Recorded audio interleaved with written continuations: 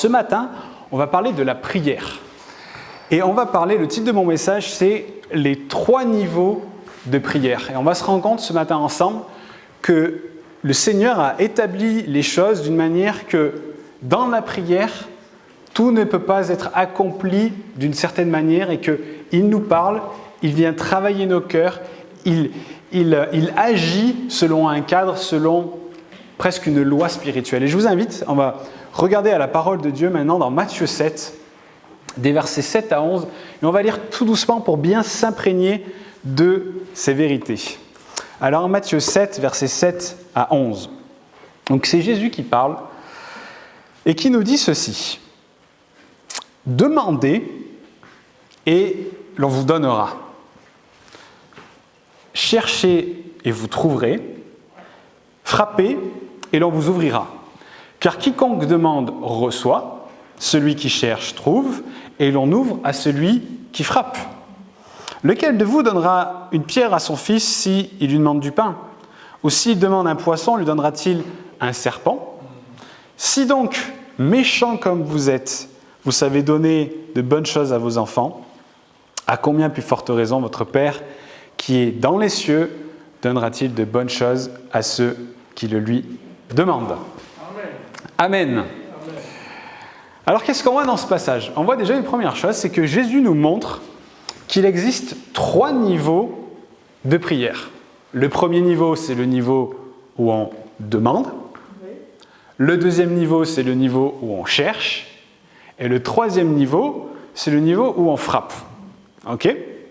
Et chacun de ces niveaux a un but qui permet de développer un accès direct avec le royaume de Dieu, avec Dieu dans le ciel. Et on va découvrir que chacun de ces niveaux ce matin est également relié à 3 endroits. 3 endroits qui sont les 3 parties distinctes que Moïse a construites dans le tabernacle sous la conduite de Dieu. Alors ça peut vous paraître flou, mais vous allez voir le lien qui s'établit entre le parvis, le lieu saint et le lieu très saint, et le niveau où on demande, où on cherche et où on frappe. Et ces trois parties, le parvis, je vous rappelle, alors tu peux afficher la photo numéro 1, on va remettre ça un petit peu dans nos têtes, voilà. Alors, on voit qu'il y avait dans le parvis, qu'est-ce qu'il y a en premier? Qu'est-ce que vous voyez? Il y a l'autel des sacrifices, il y a la cuve d'airain. Ensuite, dans le lieu saint, nous voyons qu'il y a le chandelier, là où il y a le monsieur, là, les pains de proposition et l'autel des parfums. Et ensuite, dans le lieu très saint, il y avait l'autel. D'accord? Donc ça, c'est les 3 parties. Et on va voir le lien qu'il y a entre ces 3 parties et ces 3 niveaux dans la prière. Alors, le premier niveau qu'on a vu ensemble et qu'on va développer maintenant, c'est le niveau où on demande. Matthieu 7,8 nous dit « Car quiconque demande, reçoit ». Donc la parole, elle est très simple, elle est concise et ça consiste à demander pour recevoir. Maintenant, aussi simple que ce soit, vous serez peut-être d'accord avec moi, ou je ne sais pas, peut-être qu'il n'y a que moi, mais qu'il y a plein de choses des fois qu'on demande à Dieu et qu'on ne les reçoit pas. Vous êtes d'accord avec ça ou pas? Ou il n'y a que moi que ça arrive? Des fois, on demande au Seigneur et on ne reçoit pas. Et on se demande, mais pourquoi est-ce qu'on ne reçoit pas? Moi, je me suis souvent cette question, je dis, Seigneur, il me semble en tout cas que ma demande est légitime, pourquoi est-ce que je ne reçois pas? Et ça peut être parce qu'on demande mal, peut-être que c'est dû au fait qu'on demande les mauvaises choses, mais en fait, on va se rendre compte que ce n'est pas tant dans la manière ou dans ce qu'on demande, mais que derrière le mot « demander », en fait, il y a plus que « demander ».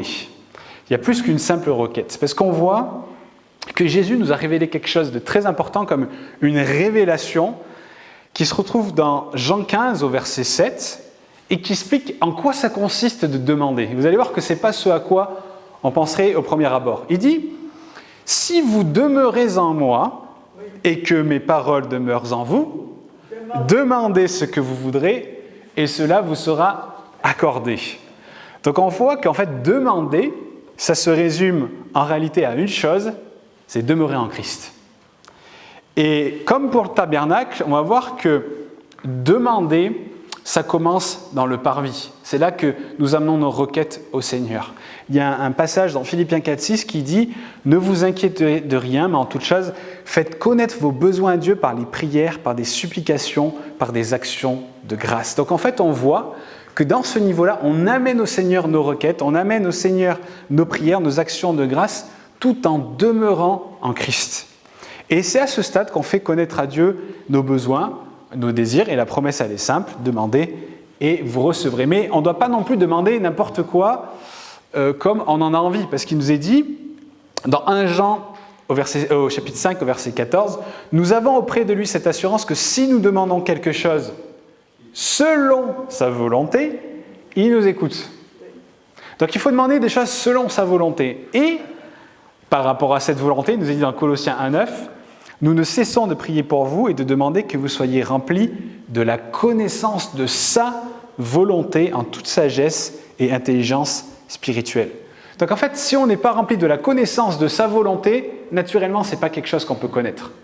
Donc on a besoin aussi de prier pour que vraiment nous puissions connaître la volonté de Dieu afin de lui prier que cette volonté soit faite sur la terre comme elle est dans le ciel. Vous savez, souvent on prie, on fait cette prière, mais est-ce que nous prenons le temps de connaître quelle est la volonté de Dieu ? C'est-à-dire, qu'est-ce que tu as sur ton cœur pour ma vie ? Pas parce que moi je peux avoir, mais ce que toi tu peux avoir. Et ce n'est pas quelque chose qui est naturel, qu'on a simplement, mais c'est quelque chose qui s'acquiert. Et cette volonté de Dieu, on le voit, elle est remplie de sagesse et d'intelligence. Et tout ça, mes amis, ça se passe au premier niveau. Mais c'est surtout, si tu peux remettre l'image, s'il te plaît, Christophe, c'est dans le premier niveau, dans ce parvis, que nous trouvons l'autel des sacrifices et la cuve d'airain. Si tu peux appuyer sur le petit plus en haut, voilà, histoire de grossir, qu'on voit bien. Voilà. Et est-ce que, quand on regarde donc l'autel des sacrifices qui est sur la gauche, la cuve d'airain qui est là, on peut imaginer que c'est le sacrificateur qui est en train de s'approcher, est-ce que vous savez de quoi était constituée la cuve d'airain ?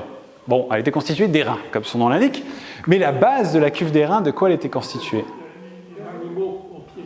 Hein ? Il y avait des animaux au pied. Alors, ça c'est la façon dont elle est faite, mais de quoi était constituée la base ? Il n'y a personne qui le sait ? Non. Elle était constituée de miroirs. Elle était constituée des miroirs des femmes qui s'assemblaient à la tente, devant la tente d'assignation. Et ces miroirs, à l'époque, ils n'avaient pas des jolis miroirs comme vous avez dans votre salle de bain, mais ils étaient faits d'airain, c'était fait de bronze, qu'on polissait, qui faisait qu'elles arrivaient à peu près à se voir. Parce qu'à l'époque, soit elles utilisaient ça, soit elles se mettaient au-dessus, entre guillemets, d'une fontaine d'eau ou d'un truc d'eau, et elles se peignaient comme ça, parce qu'il n'y avait pas de miroir à cette époque-là. Et donc, on voit, d'ailleurs, c'est en Exode 38, au verset 8, qu'on voit cela. Et la question qu'on peut se poser, c'est pourquoi est-ce que Dieu a demandé que le fond de la cuve soit fait de miroirs ? Pourquoi il avait demandé cela ? Mais tout simplement parce que les miroirs nous donnent le reflet de nos vies. Ils nous donnent le reflet des événements qui s'y passent. Ils nous donnent le reflet de qui nous sommes. Et j'imagine avoir vos jolis petits visages ce matin, que vous n'avez pas la tête que vous aviez quand vous êtes sorti du lit. Ou sinon, vraiment, vous êtes chouette. Mais en tout cas, je peux vous dire que moi, ma tête, elle n'était pas comme ça quand je suis sorti de mon lit. Et qu'est-ce qui s'est passé ? Je suis allé dans ma salle de bain, je me suis regardé dans le miroir, j'ai fait « oulala !» Et j'ai pris mon peigne, et j'ai pris ma brosse à dents, je me suis mis un peu de crème Nivea parce que j'avais le visage tout sec, tout ça. Parce que le miroir nous révèle qui nous sommes.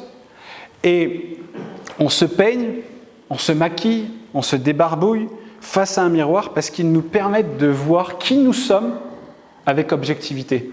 Vous savez, je crois que c'était La Belle au bois dormant, je ne sais plus où il dit « Miroir, miroir, qui est la plus belle ?» Ça, ce n'est pas dans la vraie vie. Quand vous regardez un miroir, vous voyez ce que vous êtes. Et le miroir n'embellit pas ce que vous êtes. Et il révèle nos défauts, il révèle les choses qui sont à corriger. Et il nous aide à comprendre aussi comment les autres nous voient. Il nous aide à comprendre comment Dieu nous voit. Et Dieu ne voulait pas que, quand les sacrificateurs ils arrivaient là, ils se purifient simplement et ils repartent. Mais il voulait qu'ils se posent, qui vraiment prennent le temps de regarder qui ils étaient. Ce n'était pas un simple coup d'œil, ce n'était pas « ah c'est bon, je suis pur, je peux rentrer », mais la présence des miroirs dans la cuve faisait que cet endroit était un endroit de réflexion. C'était un endroit de méditation sur leur vie, sur tout ce qu'ils avaient pu penser ou dire, et elle attirait leur attention sur la nécessité de veiller à être pleinement pur, parce qu'il y avait des vrais enjeux derrière.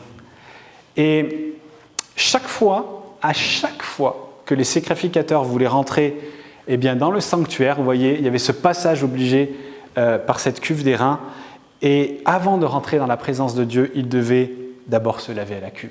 Ils devaient méditer, regarder à qui ils étaient. Et ça, mes amis, on a une clé vraiment importante, et moi je vous encourage à faire. Moi, ça a changé ma vie de prière, ça a changé mes temps avec Dieu. À chaque fois que vous voulez rentrer dans la présence de Dieu, passez par la cuve d'airain. Passez par là et posez-vous et objectivement regardez à votre vie. Et dites, Seigneur, qu'est-ce que je suis ? Montre-moi les choses qui ne vont pas dans la vie. Montre-moi ce qui a besoin de changer, d'être purifié par toi. Et de passer par le Seigneur et de demander pardon au Seigneur.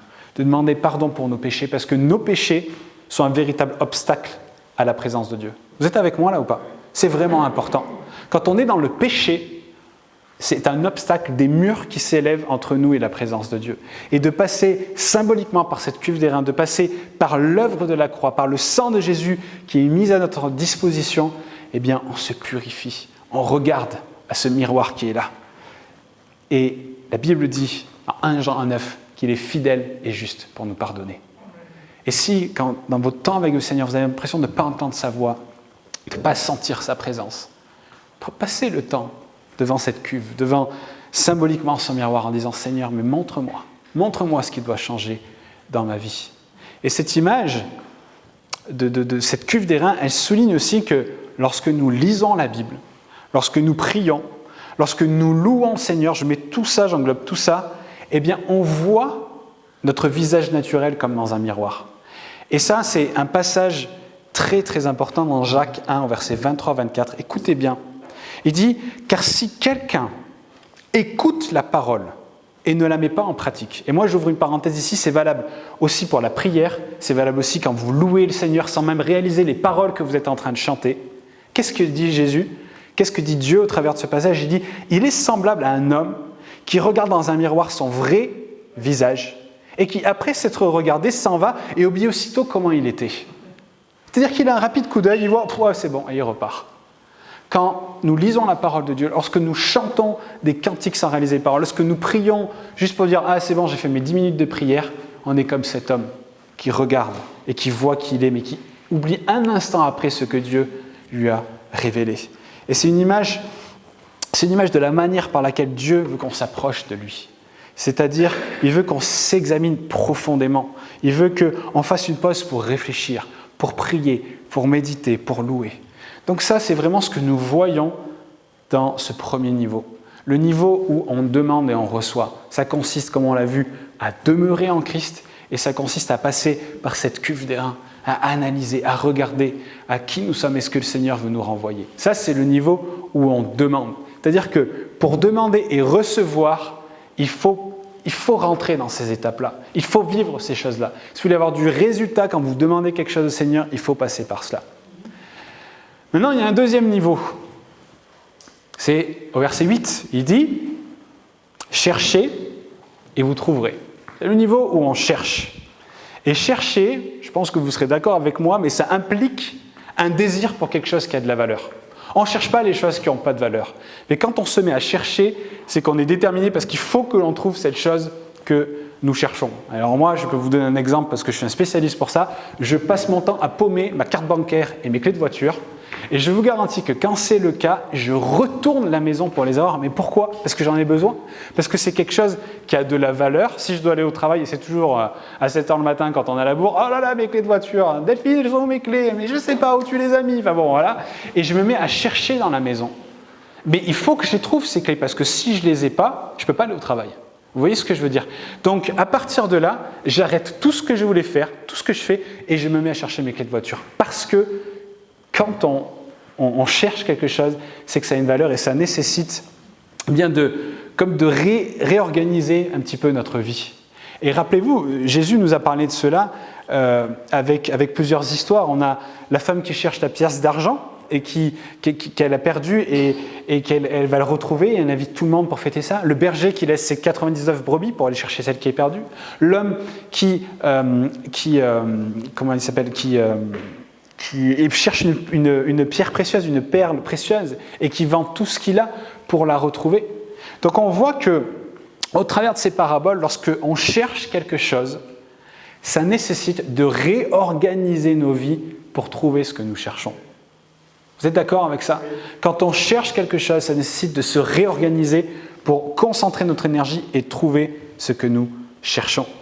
Comme l'homme avec ses brebis. Il a dû laisser les 99 autres pour aller chercher celle qui était perdue. Et le niveau de prière où l'on cherche, il est rattaché à la recherche d'une plus grande compréhension des choses spirituelles ainsi que des épreuves par lesquelles nous passons. Je m'explique un instant.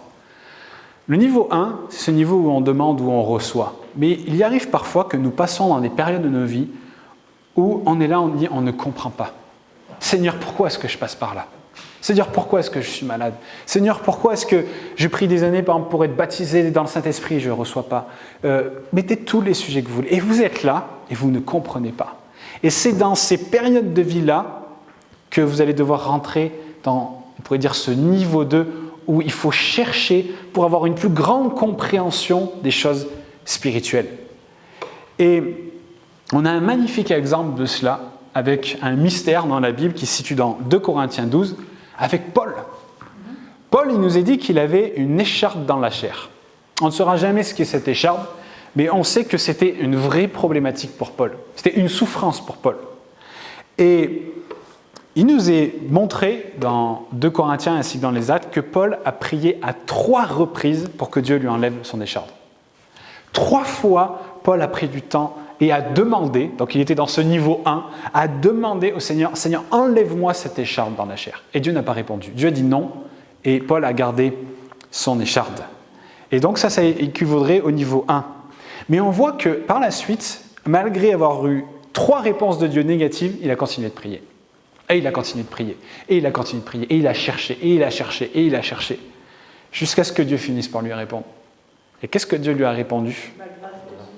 Ma grâce est suffisante pour toi, car ma puissance s'accomplit dans la faiblesse. Et ça, c'est le niveau 2. C'est chercher la sagesse de Dieu. Et on voit que l'écharpe de Paul, elle n'a pas été enlevée. Il a gardé son écharpe. Mais Paul, il a comme gagné une perspicacité spirituelle. Il a gagné une vérité qui venait tout droit du Seigneur, une réponse de Dieu vis-à-vis de son problème. Et ce genre de réponse, elle se reçoit que pour ceux qui cherchent vraiment le Seigneur. Pour ceux qui passent du temps à aller et à chercher et à réorganiser leur vie parce qu'ils veulent une réponse, ils veulent trouver cela. Et ça nécessite de rentrer dans l'intimité de Dieu et de chercher, et de chercher, et de chercher. Et lorsque nous avons des interrogations sur des situations qui sont délicates, sur des directions pour notre vie, sur même parfois des passages de la parole qu'on ne comprend pas, eh bien, il faut chercher en profondeur la volonté de Dieu dans le lieu secret. Rechercher cette sagesse qui vient de lui. Vous savez, il y a parfois des personnes qui ont des décisions à prendre. Et j'aimerais vraiment que vous ne preniez pas cela comme un jugement, parce que je sais que beaucoup de chrétiens font cela et c'est parfois rassurant. On essaie d'avoir une direction de Dieu, une réponse de Dieu, et on dit « Seigneur, si ce n'est pas ta volonté, ferme les portes. » Ça, c'est la dynamique de quelqu'un qui ne veut pas chercher. Cherchez une réponse de Dieu, et il dit « Cherchez et vous trouverez ». Mais ça nécessite des efforts, et parfois, on ne veut pas faire ces efforts-là, et on en remet finalement la responsabilité en disant « Bon, Seigneur, si tu fermes les portes, c'est bon. » Mais moi, je suis convaincu que parfois, on croit que c'est Dieu qui ferme les portes, alors qu'en fait, c'est simplement les choses de la vie qui ont fait que la porte est fermée, et on met ça sur Dieu en se déresponsabilisant de finalement ce que nous aurions dû faire à chercher, à chercher et à chercher. Et c'est quelque chose de difficile, c'est quelque chose qui met notre foi en action, mais la parole de Dieu, elle est claire, elle dit « Si vous cherchez une direction, vous pourrez la trouver. Par contre, ça va nécessiter de réorganiser vos vies. » Paul aurait pu très bien dire ça, il aurait pu dire « Bon, c'est bon, je m'arrête là. » Mais il voulait avoir une réponse de Dieu, et il a eu sa réponse. Peut-être pas celle qu'il attendait, mais il a eu une réponse. Parfois, des personnes, pour un travail, pour l'achat d'un terrain, pour une maison, pour toutes sortes de choses, disent « Ah, mais si le Seigneur ferme les portes, je laisse. mais ce n'est pas une bonne mentalité. Et vous savez d'ailleurs une chose par rapport à cela, bien souvent, on prie le Seigneur vis-à-vis des portes qui nous semblent fermées. Mais ce n'est pas souvent celles qui sont les plus délicates, parce que c'est souvent celles qui sont ouvertes dont il faut se méfier. Parce que quand on a des chemins tout tracés, on ne se pose pas la question. Et pour autant, dès qu'il y a des obstacles, on va dire « Ah Seigneur, s'il y a des obstacles, c'est que ce n'est pas ta volonté. » Non, ce n'est pas juste. Est-ce que même quand toutes les portes semblent ouvertes, le Seigneur veut que nous allions sur ce chemin-là? Ça, c'est vraiment des questions qu'il faut qu'on se pose. Mais qu'on prenne aussi cette responsabilité en tant qu'enfants de Dieu, qui avons été créés pour entendre sa voix. Mais j'aime bien Père Daniel, il dit toujours ça, il dit « Comme les oiseaux ont été créés pour chanter, on a été créés pour entendre la voix de Dieu. » Et je crois que c'est juste, je crois que c'est vrai. Mais entendre la voix de quelqu'un, ça nécessite d'être près de lui, de tendre notre oreille, d'être disponible, comme dans un couple, comme dans une famille. Et c'est important de aussi passer ce temps-là, de réorganiser nos vies pour trouver ce que nous cherchons. Donc c'est vraiment important.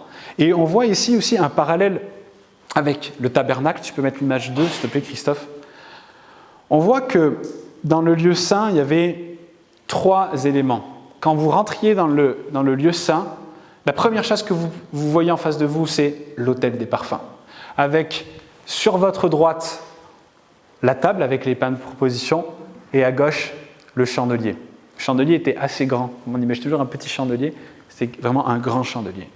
Et le chandelier d'or, ici, il symbolise Jésus qui est la lumière de la vie. Il nous a dit que Jésus est la lumière du monde. Et quand on prie, quand on rentre dans la présence de Dieu, eh bien Dieu nous éclaire et nous fait découvrir au travers de cette intimité des trésors cachés. Il vient comme révéler les choses cachées au travers de sa lumière.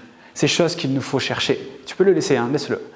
Ensuite, on voit aussi, j'ai oublié une chose, c'est que comme Paul qui a reçu aussi cette sagesse et compréhension vis-à-vis de son écharpe, il y a un autre passage que je voulais vous lire, ce sont des choses que l'œil n'a point vues, que l'oreille n'a point entendues et qui ne sont point montées au cœur de l'homme. Des choses que Dieu a préparées pour ceux qui l'aiment. Et ce chandelier, Jésus, vient révéler ces choses qui sont cachées et qu'il a préparées pour nous. Et qu'est-ce qu'on voit dans ce passage? Je ne sais pas si vous réalisez la portée de ce verset, c'est que Dieu a préparé des choses pour ceux qui l'aiment. Comment on montre notre amour à une personne? Eh bien, de bien des manières. On passe du temps, on écoute, on offre des présents. Moi j'aime bien, vous savez, il y a cette notion des 5 langages de l'amour dans le couple. Il y a le toucher, les paroles valorisantes, le temps passé ensemble, les temps de qualité, tout ça. On peut retrouver aussi ces mêmes choses assis avec le Seigneur. Et quand on aime le Seigneur, on passe du temps avec lui. Et qu'est-ce que nous dit le Seigneur ici? Que pour ceux qui l'aiment, pour ceux qui sont en relation avec lui, il a préparé des choses qui doivent être révélées. Et il faut qu'on réalise qu'aucun trésor ne peut être trouvé par celui qui ne cherche pas. C'est très simple comme phrase, mais c'est très vrai. Des fois, on aimerait des révélations de la part de Dieu, on voudrait recevoir des choses extraordinaires, mais ces choses-là, elles sont réservées à ceux qui cherchent. Et aucun trésor ne peut être trouvé si on ne les cherche pas. Si on demande des réponses, des révélations sans passer du temps dans la parole ou dans la prière, alors nous n'aurons rien. Et on voit qu'il y avait dans ce lieu également la table avec les pains. Et les pains de préposition, ils symbolisent Jésus, qui est le pain de vie, qui nous rassasie. Est-ce qu'on réalise aussi qu'au travers de Jésus, on peut être rassasié? Vous savez, en tant que chrétien, il y a 2 choses qui peuvent nous rassasier. On pourrait dire 3, mais on va faire 2 catégories. Il y a la présence de Dieu et il y a le péché. Le péché est une puissance qui peut rassasier l'homme, partiellement. Quand on assouvit nos pulsions, quand on assouvit des fois notre désir, les désirs de la chair, quand on a péché, on se sent comme assouvi, mais c'est quelque chose qui ne dure qu'un simple instant. Mais dans la présence de Dieu, nous pouvons vraiment assouvir nos besoins. Il est ce pain de vie. Et on ne doit pas chercher autre chose pour nous rassasier. Rappelez-vous, quand les disciples sont allés chercher à manger en ville, quand Jésus était avec la femme samaritaine, les disciples sont revenus, ils ont dit « Bon, ça y est, on a à manger. » Il dit « Mais j'ai déjà mangé. » Et les disciples disent « Comment ça, tu as déjà mangé? On vient d'aller chercher à manger, tu n'avais pas mangé. » Et il dit, qu'est-ce qu'il a répondu? Il a dit qu'il est comme nourri. Il a été nourri au travers de ce qu'il a accompli pour le Seigneur. Quand on accomplit la volonté de Dieu, quand on est dans la présence de Dieu, on est nourri. On est nourri, et pas par quelque chose de partiel, mais par quelque chose d'éternel.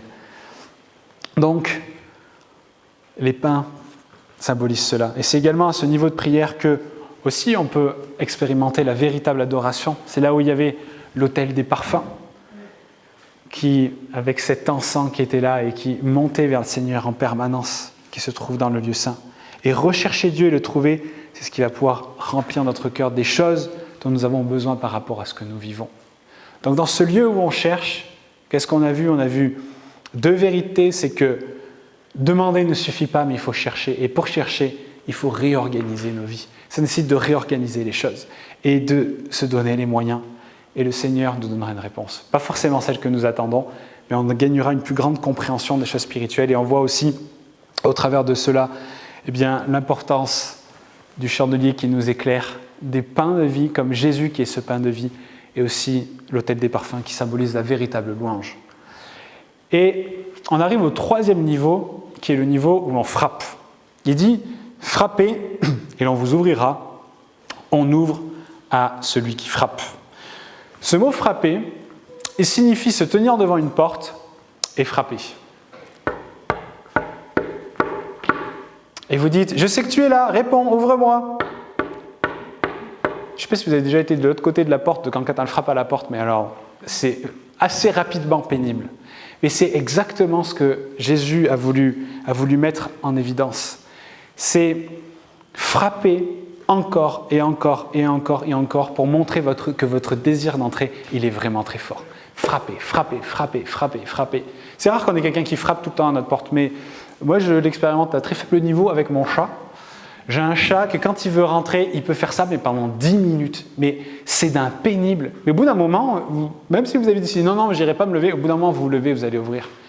Et à chaque fois que mon chat me fait ça, je repense à ce verset. Et ça me rappelle, je dis mais Seigneur, c'est vrai.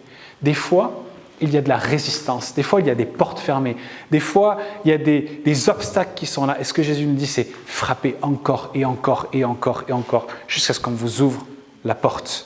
Et ça implique de prier face à des difficultés, face à de la résistance, mais de le faire avec résilience, de le faire avec instance, en frappant encore et encore et encore. Et dans le tabernacle, ce lieu qui est en lien avec ce niveau de frapper, c'est le lieu très saint. Et c'est le lieu où on devient partenaire avec Dieu. On devient partenaire avec Dieu. J'aimerais vous faire un petit rappel pour que vraiment on réalise cela. Est-ce que vous êtes toujours là avec moi ? Oui, vous êtes bien là ? Ok, je vous sens tout calme, tout bien à l'écoute. Rappelez-vous, dans le lieu très saint, le sacrificateur, il y allait combien de fois ? Il y allait une fois par an. Il y allait pourquoi ? Oui, il y allait pour répandre du sang, mais du coup, il y allait pourquoi véritablement ? Pour les péchés de qui ? Du peuple. Donc, une fois par an, le sacrificateur se préparait pour aller offrir un sacrifice de sang pour les fautes du peuple. Et il y avait toute une préparation. Et j'aimerais qu'on imagine ensemble cela, parce que il faut réaliser que quand il arrivait dans le lieu très saint, quand je vous parle que c'est le lieu du partenariat avec Dieu, il était véritablement en partenariat avec Dieu pour faire en sorte que tout le peuple qui était dehors soit pardonné. Et il devait faire certaines choses, et s'il les faisait correctement, eh bien Dieu pardonnait le peuple. Et je vous rappelle que les sacrificateurs avaient tout un habillement, tout un rituel qu'ils devaient faire. Ils avaient sur leur ventre le pectoral, ils avaient des tenues avec certaines couleurs. Et c'est une chose dont je vous en ai parlé quelques fois, mais ils avaient à leurs pieds des clochettes. Ce qui faisait que quand ils marchaient, ça faisait gling, gling, gling, gling, gling, gling. Et quand ils s'arrêtaient de marcher, ça faisait plus de bruit. Et imaginez des millions de personnes qui sont là dehors, à observer un seul homme et à espérer une chose, c'est qu'il fasse le job correctement pour qu'eux soient pardonnés. Imaginez le sacrificateur, je vous garantis qu'il ne passait pas 2 secondes devant la cuve d'airain. Il se préparait, parce qu'il y avait des vrais enjeux. Et il arrivait parfois que quand un sacrificateur ne se préparait pas correctement, il rentrait dans le lieu très saint et mourait. Parce qu'il n'était pas pur, parce qu'il ne s'était pas préparé comme Dieu l'avait demandé. D'où les cloches. C'est-à-dire que tant qu'on entendait les cloches, on disait, le peuple était là, et il disait, c'est bon, on entend les cloches, il est toujours là. Et on entend les cloches, les gars, c'est bon, il est toujours en vie. Et si le sacrificateur mourait, ils avaient tout prévu, parce que personne ne pouvait rentrer, on lui attachait une corde au pied. Et quand on n'entendait plus les cloches, on disait « Ouh là là, c'est pas bon ». Et donc il tirait la corde et il ressortait le corps inerte du sacrificateur. Donc imaginez-vous à ce moment-là, dehors, à espérer recevoir le pardon de votre péché et à observer cet homme qui fait tout ce qu'il a à faire. Et quand le sacrificateur s'était bien préparé, tant qu'ils entendaient les cloches et qu'ils rentraient et qu'ils faisaient cela, la présence de Dieu venait entre les deux chérubins qu'il y avait sur l'arche de l'Alliance. Le Seigneur venait visiter par sa sainte présence. Et quand il était là, le sacrificateur savait que le Seigneur a agréé le sacrifice. Et quand, imaginez, vous êtes dehors, vous êtes là, hein, il devait être comme ça, à attendre, à dire « Oh là là là là là là, quand c'est qu'il ressort, quand c'est qu'il ressort ?» Et quand le peuple voyait le sacrificateur ressortir, alors ils savaient que tout s'était bien passé et que leur péché était pardonné. Et je me permets ici de vous faire un petit parallèle qui est extraordinaire. Quand Jésus est ressorti du tombeau, quand il est ressuscité, c'était aussi l'accomplissement de ce qu'il faisait dans l'Ancien Testament. En ressortant vivant, il a attesté que tout s'était bien passé, que son sacrifice avait été agréé et que le pardon de nos péchés a été accompli. Et ça, c'est le parallèle que nous avons. Et Jésus, en ressortant vivant, a montré que tout s'était bien passé et que tout est accompli. Si Jésus n'avait pas été ressuscité, on ne serait pas sauvés, soit dit en passant. Mais parce qu'il est ressuscité, parce qu'il a accompli tout parfaitement, alors nous sommes sauvés. Et le voile du temple s'est déchiré, montrant que l'accès était maintenant ouvert pour chacun d'entre nous, encore une fois. Et ça, c'est quelque chose d'extraordinaire. Et nous voyons, au travers de cela, moi j'aime beaucoup imaginer cela, mais ce partenariat qu'il y a entre Dieu et ce sacrificateur qui venait là, et qui accomplissait ce qui devait être fait pour le peuple. Et on voit aussi que c'est dans ce lieu-là que Moïse intercédait sans cesse aussi pour Israël.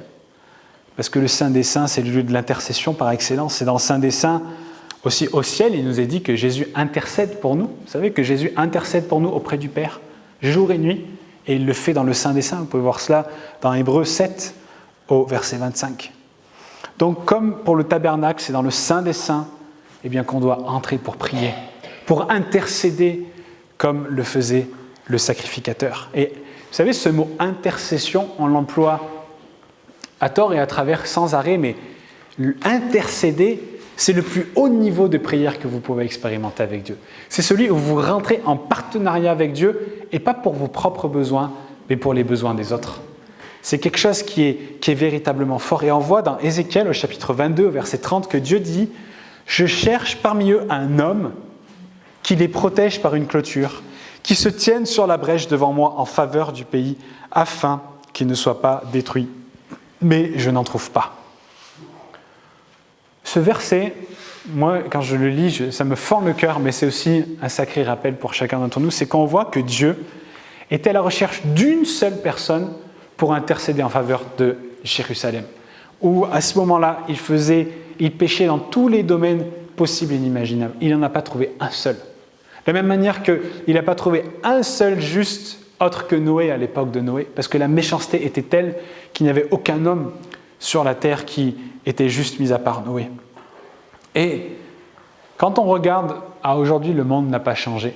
Le monde est toujours un monde où il y a péché, où c'est difficile, il y a juste à regarder à notre pays pour nous en rendre compte.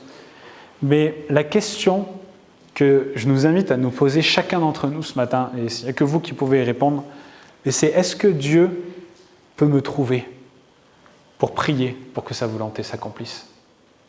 Est-ce que Dieu peut vous trouver pour prier? Est-ce qu'il peut me trouver pour prier pour mon gouvernement? Est-ce qu'il peut trouver pour prier pour mon pays, pour ma ville, pour mon église? Est-ce que nous avons aussi est-ce que nous nous rendons disponibles pour le Seigneur, pour pouvoir prier pour ce à quoi il nous appelle? Personne qui frappe à la porte, qui intercède, c'est quelqu'un qui prie pas seulement, comme je vous disais, pour ses besoins, mais qui prie pour les besoins des autres. Et prier pour une cause, ça aussi c'est quelque chose d'important, mais ce n'est pas simplement exprimer à Dieu ce qu'il y a dans notre cœur. Ça, c'est pas prier que la volonté de Dieu s'accomplisse, mais c'est chercher ce qu'il y a dans le cœur de Dieu et prier pour que ce qu'il y a dans son cœur s'accomplisse. Et pour connaître sa volonté, eh bien là encore, nous devons prier. Seigneur, quelle est ta volonté? Quelle est ta stratégie? Comment tu veux qu'on s'y prenne? Comment est-ce que tu veux qu'on prie pour telle ou telle chose? Pour notre Église, pour la ville de Montpellier, pour ces gens qu'on croise dans la rue à l'évangélisation. Comment les atteindre? Qu'est-ce que tu veux faire? Montre-nous. Et on peut se tenir sur la brèche pour toutes sortes de situations. Pour ceci, il y a des membres de votre famille qui ne connaissent pas le Seigneur, des gens qui sont dans de profondes difficultés avec qui vous êtes en contact. Ça nécessite de se tenir sur la brèche. Mais prier, ça demande un sacrifice. Ça demande un sacrifice de temps, ça demande un sacrifice aussi de détachement, se détacher de ce que nous voulons pour vraiment prendre ce que Dieu désire. Et j'aimerais terminer là-dessus. Vous savez, quand peut-être vous avez ces discussions entre vous, mais des fois on dit, mais oh là là, j'aimerais tellement prier. J'aimerais tellement avoir une vie de prière. J'aimerais tellement prier 1 heure par jour. J'aimerais, pour certains, déjà arriver à prier tous les jours. Déjà, pour prier pour tous les jours, quelques minutes, c'est déjà un défi pour certains. Il ne faut pas avoir honte de ça. Ce qui est important, c'est d'avancer, c'est d'aller plus loin avec le Seigneur. Mais c'est une responsabilité de tout enfant de Dieu que de prier. Prier, ça nous permet d'être en communion avec Dieu. Prier, ça nous permet de faire valoir nos besoins à Dieu et de faire valoir les besoins des autres. Et on aimerait pouvoir expérimenter la prière dans ces 3 niveaux, relever des défis, renouveler ce désir de prière, mais ça, c'est un choix que nous devons prendre. Et vous savez, je disais ça à quelqu'un cette semaine, mais vous pouvez attendre toute la vie que le désir de prier, le désir de prendre du temps avec Dieu vienne frapper à votre porte un bon matin, ça n'arrivera jamais. Ça n'arrivera jamais. Parce qu'en fait, ça doit partir d'une décision, ça doit partir d'un choix. En disant, ok, à partir de demain ou à partir d'aujourd'hui, eh bien, je vais me lever 15 minutes plus tôt ou 10 minutes plus tôt et je vais prendre 5 minutes pour prier avec Dieu. Et ça ne sert à rien de viser la lune. Moi, j'ai des gens qui me disent, ok, à partir de demain, je vais prier 1 heure. Je dis, mais tu ne vas pas y arriver, arrête. Ça ne sert à rien. Il faut se poser des objectifs qui soient quantifiables et il faut se poser des objectifs qui soient réalisables. Et il faut bien commencer quelque part. Et j'aimerais aujourd'hui aussi, au travers de cela, peut-être vous inviter à reprendre peut-être un engagement avec le Seigneur. Vous seul connaissez votre vie de prière. Vous seul connaissez là où vous en êtes avec le Seigneur dans votre relation avec lui. Mais ce n'est pas appelé à être gravé dans le marbre. On est appelé à marcher de progrès en progrès dans ces choses-là. Et c'est important de se fixer des objectifs et de trouver aussi la façon qui fonctionne avec vous. Peut-être que pour certains, vous n'arrivez pas à vous lever plus tôt. Peut-être que vous avez beaucoup de mal à prendre du temps en journée. Il faut trouver des temps où vous pouvez prier. Alors moi, c'est ma technique. Alors je vais au WC, je le fais. Je vais dans ma voiture, je le fais. Je sais pas, je suis à un rendez-vous, j'attends quelqu'un, je le fais. C'est de trouver une manière de le faire. Mais à la fin de la journée, en fait, vous avez prié 25 minutes, 30 minutes. Et parfois, on essaie de prendre un temps vraiment que pour ça. Pour certains, c'est vraiment difficile. Alors, il est bon de commencer par là. Mais plus on prie, plus on expérimente des choses avec le Seigneur et plus on va avoir ce désir de placer un temps à part. Alors, au travers de ce qu'on a vu, ces 3 niveaux, je vous assure que c'est une clé. C'est vraiment des clés. Et si vous arrivez à vous les appliquer vis-à-vis des choses que vous vivez, alors je vous garantis que vous allez avoir du résultat dans votre vie de prière.